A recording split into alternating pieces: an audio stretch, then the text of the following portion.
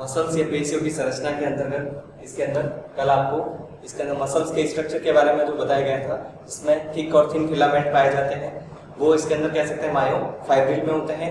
जब इसके अंदर कह सकते हैं मायोफाइब्रिल को बड़ा करके देखा जाए तो उसमें डिफरेंट टाइप के इसके अंदर बैंड या जॉन पाए जाते हैं। ए बैंड है, आई बैंड है, एच जॉन पाया जाता है, या इसका जेड डिस्क पाई जाती है। तो कल इसके अंदर आपको बताया था इसके अंदर स्ट्रक्चर के अंतर्गत जो सबसे छोटी संरचना है सार्कोमियर पाया जाता है उसमें। अब इसके अंदर उसमें थिक फिलामेंट मायोसिन के बारे में कल बता चुके हैं। आज बात करते हैं नेक्स्ट इसके अंदर थिन फिलामेंट जो कि एक्टिन होता है मुख्य रूप से। सेकंड इसके अंदर बात करते हैं थिन फिलामेंट, और थिन फिलामेंट में इसके अंदर मुख्य रूप से थिन या पतला फिलामेंट,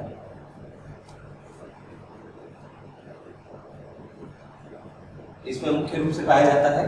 फर्स्ट होगा एक्टिन,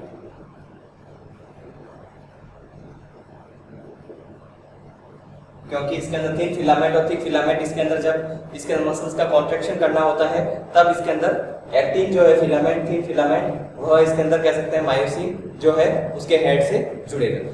तो एक्टिन जो फिलामेंट होता है, सबसे पहले इसके अंदर थिन फिलामेंट के बारे में यदि बात करें, थिन फिलामेंट इसके अंदर जो है उसमें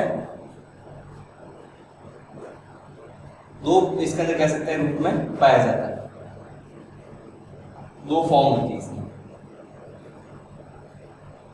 जो एक्टिन होता है इसके अंदर दो फॉर्म में या दो रूप में पाया जाता है। दो फॉर्म होगी इसकी, एक तो होती है इसके अंदर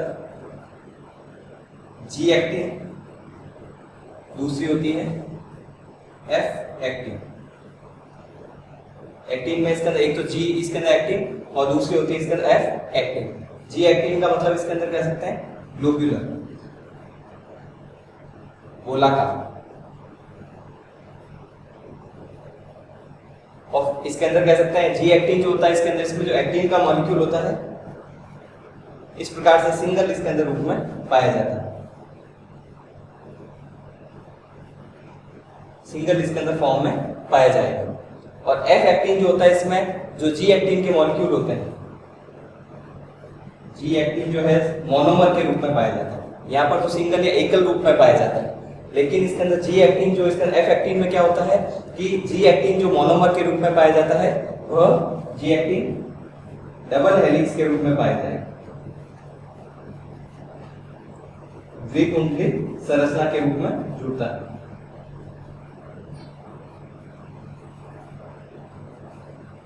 पाया जाएगा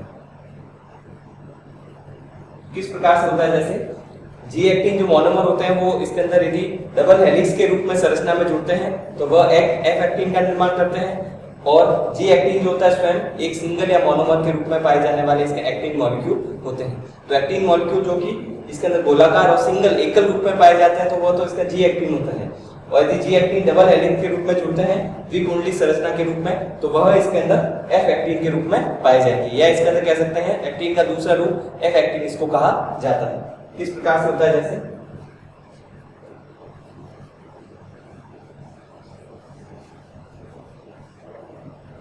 द्विकुंडली संरचना, जैसे इसके अंदर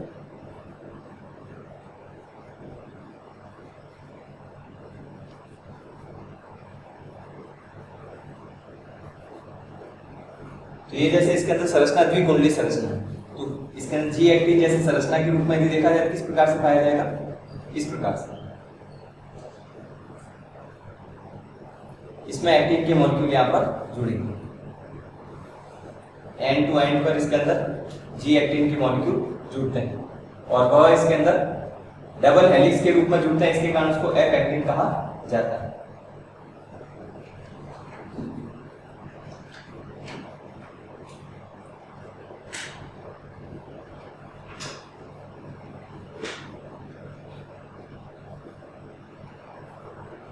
इस प्रकार से इसके अंदर एक डबल हेलिक्स स्ट्रक्चर इसके अंदर यहाँ पर बनता है जो कि जी एक्टिन से बनता है और डबल हेलिक्स के रूप में बनेगा, और इसको इसके अंदर कहा जाएगा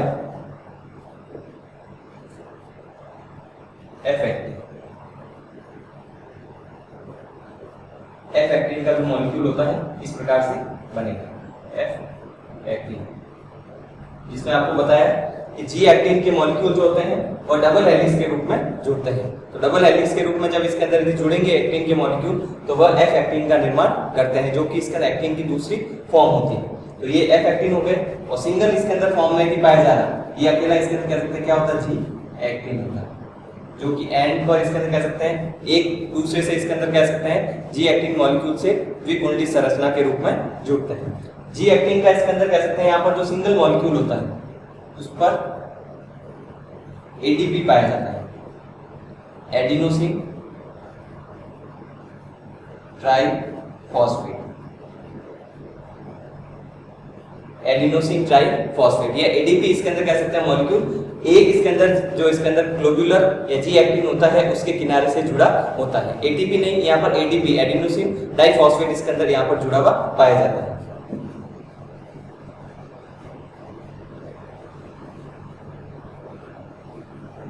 और जहां पर इसके अंदर एडिनोसिन ट्राइफॉस्फेट इसके अंदर जुड़ता है, ये वही साइट होती है जहां पर मायोसिन का हेड आकर जुड़ता है। मायोसिन का हेड मतलब थिक फिलामेंट आकर जुड़ता है, क्योंकि आपको बताया था इसके अंदर मायोसिन जो फिलामेंट होता है वो मायोसिन मॉलिक्यूल से बनता है, और मायोसिन के मॉलिक्यूल में इसके अंदर टेल और हेड पाया जाता है, और हेड में एटीपेज एक्टिविटी पाई जाती है। तो थिक फिलामेंट जो है इसके अंदर मायोसिन, उसका जो हेड है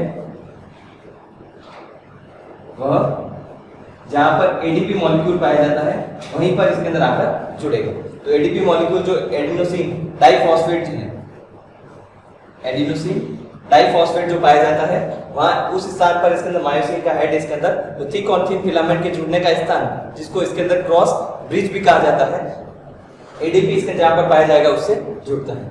सेकंड जो प्रोटीन होती है इसके अंदर ट्रोपोमायोसिन, ट्रोपोमायोसिन जो होता है इसके अंदर ये क्या है, ये इसके अंदर कह सकते हैं थिन फिलामेंट का इसके अंदर तो सेकंड इसके अंदर थिन फिलामेंट में पाया जाने वाला प्रोटीन। तो इसमें इसके अंदर क्या पाया जाता है, यह द्विकुंडलित या कह सकते हैं इसके अंदर अल्फा हेलिक्स के रूप में पाया जाता है, संरचना के रूप में।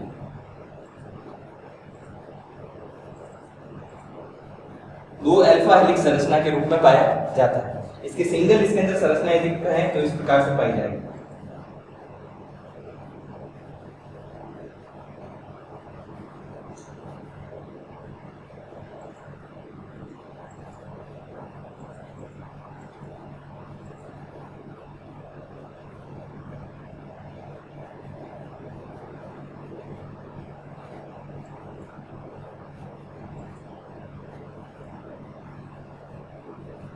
द्विकुंडलित संरचना के रूप में पाया जाएगा, या इस प्रकार से हो सकता है या इसको इस प्रकार से भी कह सकते हैं।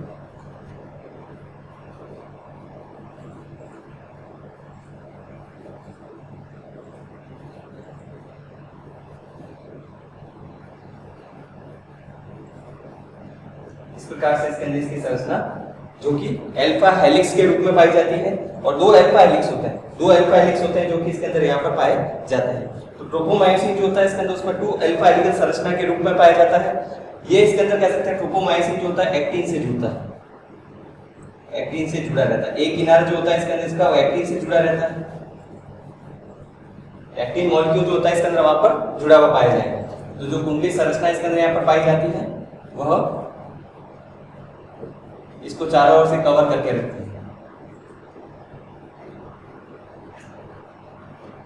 तो नीचे तो एफ एक्टिन मॉलिक्यूल, ऊपर इसके अंदर यहाँ पर पाया जाता है अलग अलग स्थानों पर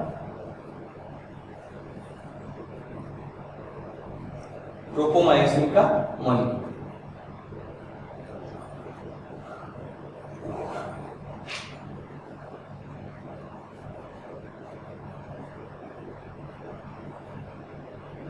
ट्रोपोमायोसिन का मॉलिक्यूल एक्टिन इसके मॉलिक्यूल से जुड़ा रहता है, और एक्टिन मॉलिक्यूल इसके अंदर कह सकते हैं कितने एक्टिन मॉलिक्यूल को ये कवर करता है, 7। ट्रोपोमायोसिन इसके अंदर यहाँ पर यदि एक्टिन मॉलिक्यूल से जुड़ा है जो कि डबल हेलिक्स के रूप में, तो 7 एक्टिन मॉलिक्यूल के ऊपर इसके अंदर कह सकते हैं उसको कवर करके रखता है। तो इसमें कह सकते हैं कि एक्टिन जो होता है उस पर कवरिंग होती है, या इसके अंदर कह सकते हैं ढका रहता है ट्रोपोमायोसिन नामक इसके अंदर मॉलिक्यूल के द्वारा जो कि थिन फिलामेंट होता है। सेकेंड इसके अंदर हो गया ट्रोपोमायोसिन। थर्ड इसके अंदर यहाँ पर पाया जाएगा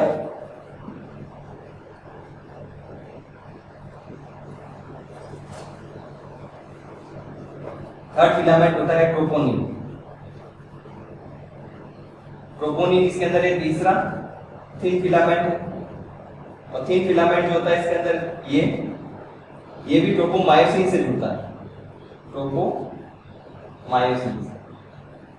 एक किनारा जो होता है ट्रोपो, इसके अंदर ट्रोपोनिन का वह ट्रोपोमायोसिन से जुड़ता है।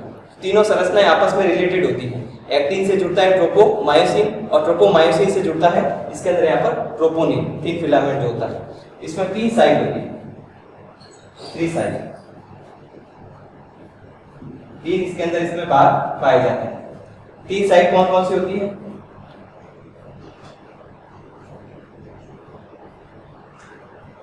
तीन साइड इसके अंदर पाई जाएगी।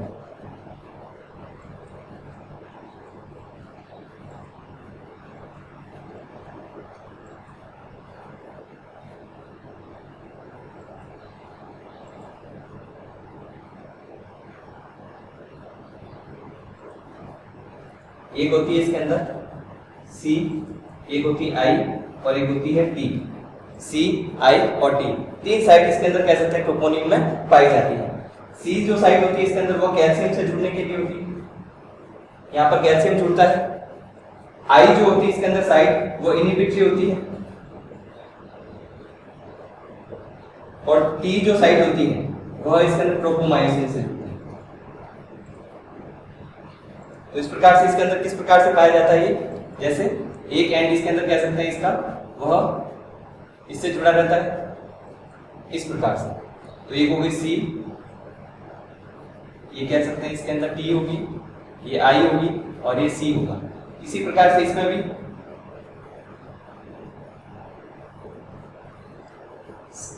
ये होगा इसके अंदर टी और ये आई साइड होगी और ये सी साइड होती है। सी तो कैल्शियम से जुड़ने के लिए होती है, आई इनहिबिटरी होती है, टी इसके अंदर ट्रोपोमायोसिन से जुड़ती है। तो कह सकते हैं कि इसके अंदर जब भी मसल्स का कॉन्ट्रैक्शन करना होता है उस समय इसके अंदर कैल्शियम की आवश्यकता रहती है, क्योंकि इसके अंदर एक्टिन का जो हेड होता है, एक्टिन का हेड इसके अंदर एक्टिन या कह सकते हैं मायोसिन का जो हेड है वो एक्टिन मॉलिक्यूल से तभी जुड़ेगा तभी संरचना इसके अंदर कह सकते हैं इसके ऊपर से हटेगी। ये कब हटेगी, जब इसके अंदर कह सकते हैं ट्रोपोमायोसिन इसके अंदर कह सकते हैं जो पाया जा रहा है इससे जुड़ा हुआ ट्रोपोनिन जो है उस पे कैल्शियम की जो साइट होती है, तो मसल्स कॉन्ट्रैक्शन के लिए सार्कोप्लाज्मिक रेटिकुलम से जो कैल्शियम आएगा वह कैल्शियम इसके अंदर कह सकते हैं सी साइड से जुड़ेगा, तो इसके अंदर इसका कन्फॉर्मेशन चेंज होगा, ये यहाँ से हट जाएगा। लेकिन जब तक इसके अंदर इससे ये ट्रोपोमायोसिन और ट्रोपोनिन जुड़ा हुआ है तब तक इसके अंदर कह सकते हैं मायोसिन का हेड एक्टिन पर आकर नहीं जुड़ सकता। जो संरचना आपको बताई गई थी इसमें इस प्रकार से जो पाया जाता है वो मायोसिन का हेड इसके अंदर जब तक यहाँ पर क्रॉस ब्रिज का निर्माण या इसके अंदर कह सकते हैं थिन फिलामेंट से नहीं जुड़ता है, ये संरचना जो है ये थिन फिलामेंट है, एक्टिन है। लेकिन एक्टिन पर भी इसके अंदर कह सकते हैं इसको बड़ा करके देखा जाए तो इस प्रकार से दिखाई देती है, क्योंकि एक्टिन पर भी इसके अंदर ट्रोपोमायोसिन है तो मायोसिन का हेड वहां पर नहीं जुड़ सकता, और ट्रोपोमायोसिन पर भी इसके अंदर ट्रोपोनिन प्रोटीन जुड़ा हुआ, थिन फिलामेंट जुड़ा है, तो इसके कारण इसके अंदर कह सकते हैं यहाँ पर मायोसिन का हेड नहीं जुड़ सकता। लेकिन इस हेड को इसके अंदर कह सकते हैं यहाँ पर जोड़ने के लिए पहले इस प्रोटीन को हटाना होगा, ये प्रोटीन हटेगा तो ट्रोपोमायोसिन हटेगा, फिर इसके अंदर जो इसके अंदर एक्टिन फ्री होगा और यहाँ पर इसके अंदर कह सकते हैं जो मायोसिन का हेड आकर जुड़ेगा और मसल्स का कॉन्ट्रैक्शन करवाता है। तो ये इसके अंदर कह सकते हैं थिन फिलामेंट जो है इस प्रकार से इसके अंदर 3 प्रकार के प्रोटीन से मिलकर बना होता है, एक्टिन, ट्रोपोमायोसिन और इसके ऊपर पाया जाता है सबसे ऊपर जो कि इसका ट्रोपोनिन कहा जाता है।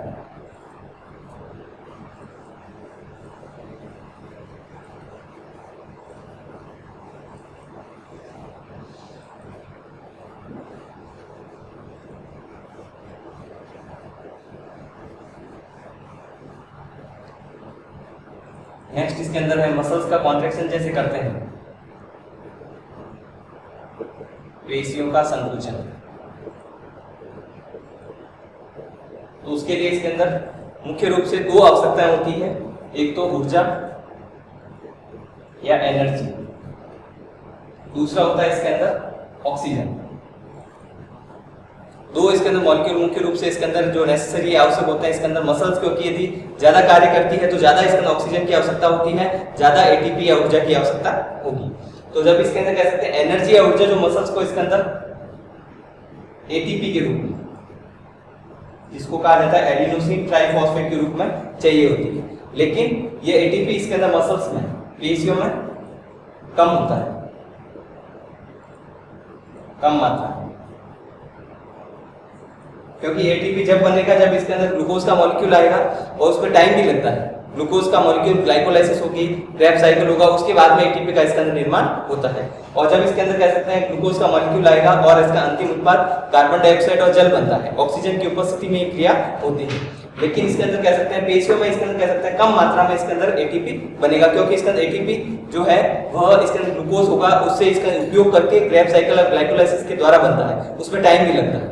उसके कारण एटीपी के रूप में ऊर्जा जो होती है इसके अंदर वह इसके अंदर मसल या पेशियों को चाहिए होती है, लेकिन कम मात्रा में होती है। इसके कारण बैकअप के रूप में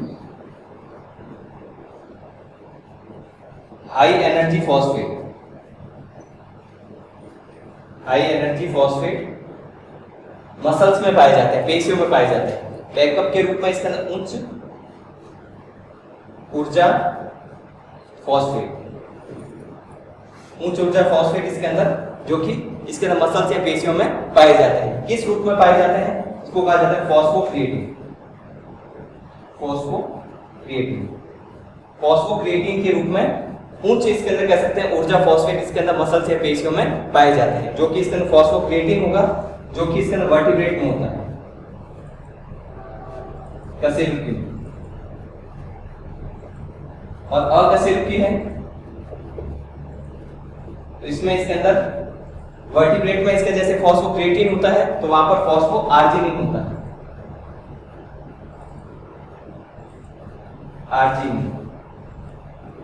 फॉस्फोआर्जिनिन के रूप में पाया जाता है। फॉस्फोक्रिएटिन इसके अंदर क्या करता है? फॉस्फोक्रिएटिन का कार्य है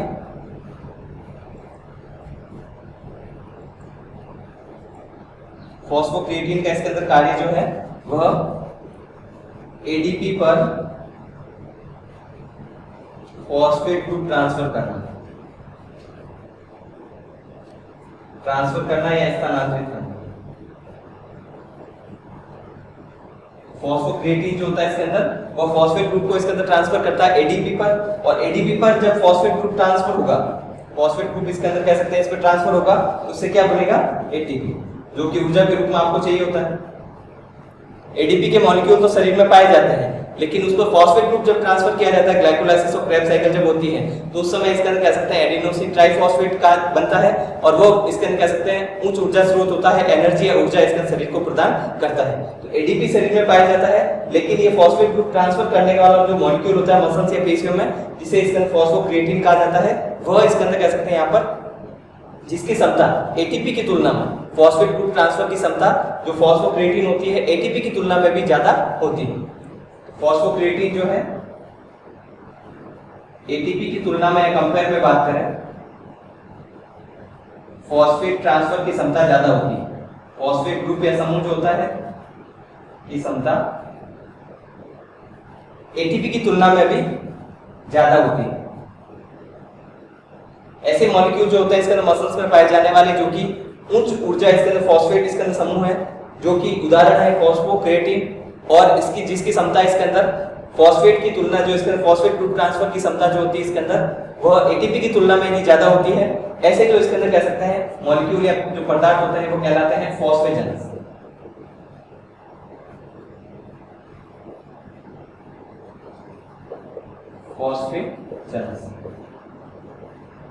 ऐसे मॉलिक्यूल जो उच्च ऊर्जा फॉस्फेट होते हैं, जिनमें फॉस्फेट ग्रुप ट्रांसफर की क्षमता एटीपी की तुलना में भी ज्यादा पाई जाती है, जो कि फॉस्फेट ग्रुप को ट्रांसफर करते हैं। तो ऐसे समूह इसके अंदर मॉलिक्यूल जो होते हैं जो कि इसके अंदर मसल्स या पेशियों में पाए जाते हैं, क्योंकि उसमें ऊर्जा इसके अंदर कह सकते हैं सीमित मात्रा में होती है।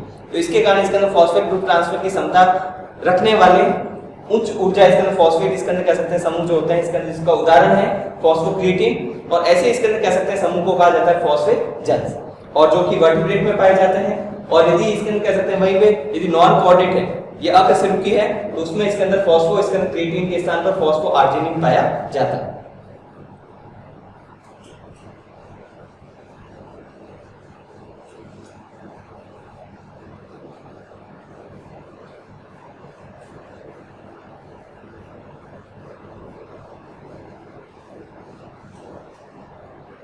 तो जैसे इसमें फॉस्फोक्रिएटिन प्लस एडीपी, ये रिएक्शन जो होती है रिवर्सिबल होती है, या इसके अंदर कह सकते हैं रिवर्सिबल या उत्क्रमणीय होती है। वापस इसके अंदर उत्पाद को प्रोडक्ट में बदला जा सकता है और सबस्ट्रेट को प्रोडक्ट में और प्रोडक्ट से वापस सबस्ट्रेट बन सकता है। तो फॉस्फोक्रिएटिन और जब एडीपी जुड़ता है, एडिनोसिन डाइफॉस्फेट जुड़ता है, तो उससे इसके अंदर कह सकते हैं एटीपी बनता है और साथ में क्रिएटिन का निर्माण होता है। क्रिएटिन का निर्माण होगा और ये इसके अंदर रिएक्शन की जाती है एटीपी ट्रांस फॉस्फोराइलेज, जो आपको अभी बताया गया था। इसके अंदर फॉस्फोक्रिएटिन की क्षमता इसके अंदर एटीपी की तुलना में भी फॉस्फेट ग्रुप ट्रांसफर से इसके अंदर ज्यादा होती है। तो फॉस्फेट ग्रुप को इसके अंदर कह सकते हैं क्रिएटिन फॉस्फोक्रिएटिन इस पे ट्रांसफर करेगा, जो कि किस एंजाइम की उपस्थिति में होती है, एटीपी ट्रांसफॉस्फोराइलेज